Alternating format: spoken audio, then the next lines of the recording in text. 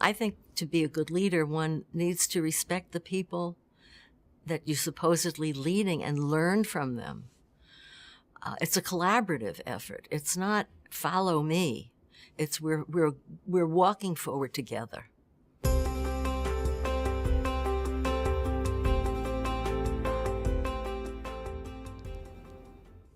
I joined the Women's Forum about a year after it was formed. It was probably not a complete year. And I wanted to be part of it because all of the members were part of the women's movement. I'm a political scientist, and I had a faculty position at one of the colleges at City University of New York, but I was chairing the New York City Commission on the Status of Women. It was the first commission on the status of women that was established in a city. My career began not as a career, it began as a job. And it wasn't until I became aware of discrimination against women in the job, in the workplace, which was a university college, part of a large university, that my career began.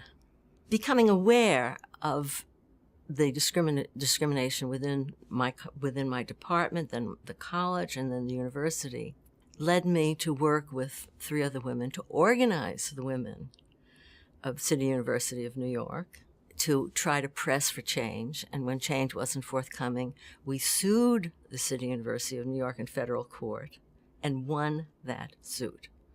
I think it was the second sex discrimination suit that was ever won in court in the educational field.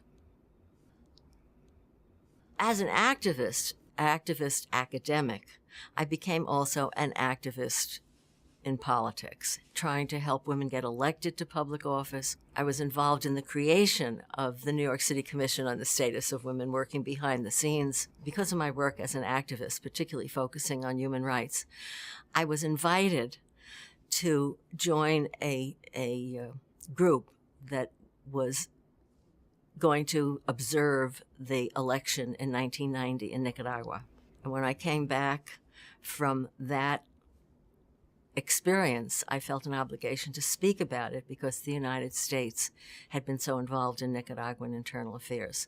And at one of those presentations, someone approached me and said, "My cousin is in Bolivia helping empower poor women. I'd like you to meet her." Then that led to other things where I was asked to do some work in Costa Rica, to look at the court system in Costa Rica.